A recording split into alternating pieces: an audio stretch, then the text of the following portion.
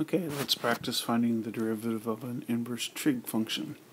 So remember, inverse cotangent we're not real familiar with, probably not even familiar with cotangent that much, but let's change this to a more familiar function by taking the cotangent of both sides. So I get cotangent of y equals, I take the cotangent of this, cancels that out, equals 3x.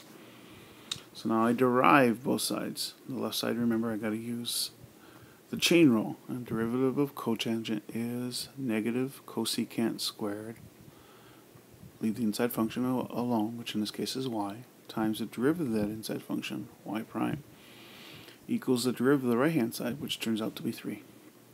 So now I solve for y prime by dividing both sides by negative cosecant squared y. So I'm going to put the negative sign up top, negative 3 over cosecant squared y. Again, I like to rewrite this equation in terms of x, because the direction said dy dx. So I'm going to use my right triangle and see if I can remember cotangent. Let's see, cotangent is the reciprocal of tangent. So tangent's TOA, opposite over adjacent. So that means cotangent has to be adjacent over opposite. So if we look here, it's 3x over 1, and assuming that y is 3, is that corner. That means the adjacent is 3x, the opposite is 1. So again, if I do Pythagorean theorem here, I'm going to get 1 squared, which is 1, plus 3x squared, which is 9x squared, and the square root of that. Okay? So now I'm going to come back down to my problem here and replace the cosecant of y. Well, remember, cosecant of y is 1 over the sine of y. So since sine of y is opposite of hypotenuse, that means cosecant has to be hypotenuse over opposite. So you see the thinking process that I go through when I do this. So opposite over hypotenuse. So if I stand at y, there's the opposite and there's the hypotenuse. So this is going to be negative 3 over cosecant is hypotenuse over opposite. So the square root of 1 plus 9x squared over 1. But notice that you squared that. Well, that will get rid of that square root. So I just get negative 3 over 1 plus 9x squared. And that is my derivative of this function. So a quick review of derivatives. What is the product rule? So that is u prime v plus uv prime, assuming that f equals u times v, then f prime would be that. If f equals u divided by v, which is the quotient rule, then f prime, remember, is u prime v minus uv prime over v squared. And the chain rule is if I have an outside function, which I'll call f, and an inside function, which I'll call h. So remember, you derive the outside, so f prime, leave the inside alone, so g of x, times the derivative of the inside, which we're going to write as g prime of x. So there's the 3 rules. Again, keep saying those over and over again as you solve each of the problems, trying to find the algebraic derivatives.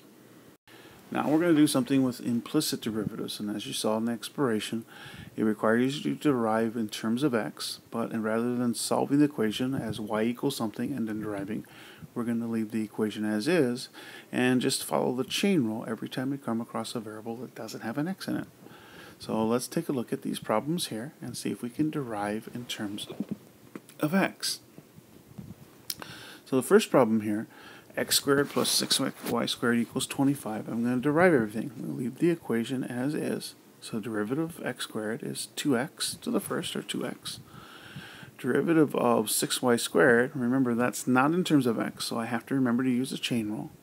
So it's 12y to the first times the derivative of the inside, which I'm going to call y prime, equals the derivative of 25, which the derivative of 25 would be 0.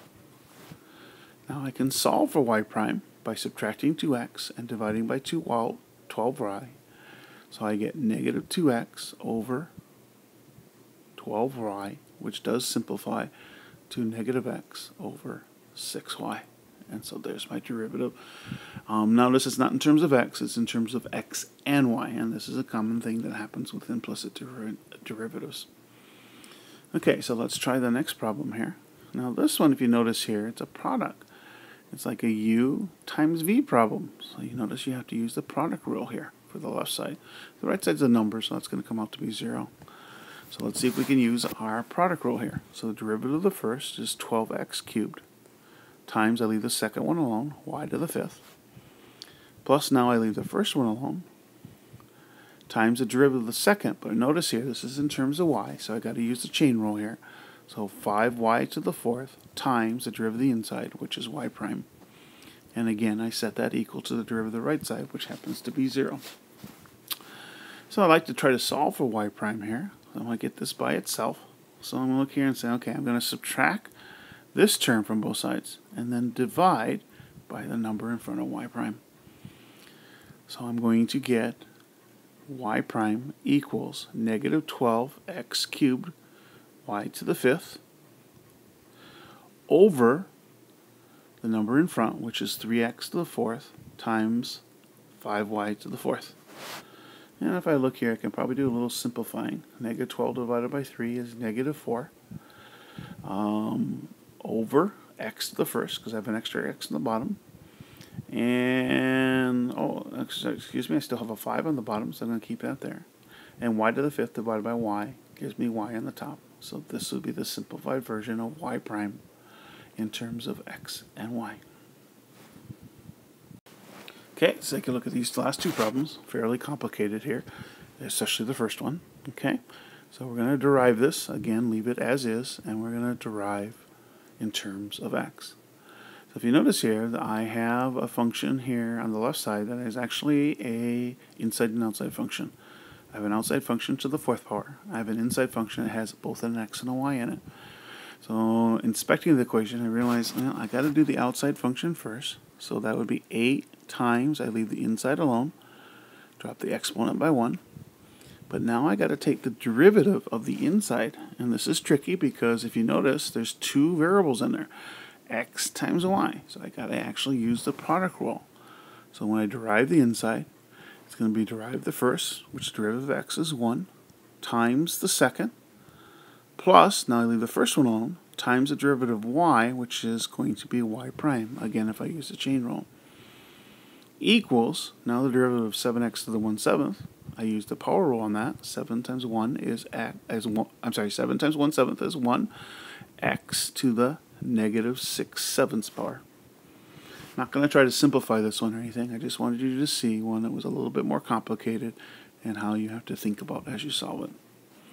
Okay, last one is kind of related to what we've been working on, the inverse trig, which is also an implicit differentiation problem. So remember, the derivative of cosine is negative sine, leave the inside function alone, times the derivative of that inside, so times y prime, equals the derivative of the right-hand side, which is 1. And now I can solve for y prime by dividing both sides by negative sine y. So I'm going to get negative 1 over sine of y. And in this case, this is a perfectly acceptable answer because when they implicitly derive, they ask you to leave it in terms of x and y. And so we don't have to get it in terms of x, so we don't have to use the right triangle here. This answer is in terms of y, and so is acceptable.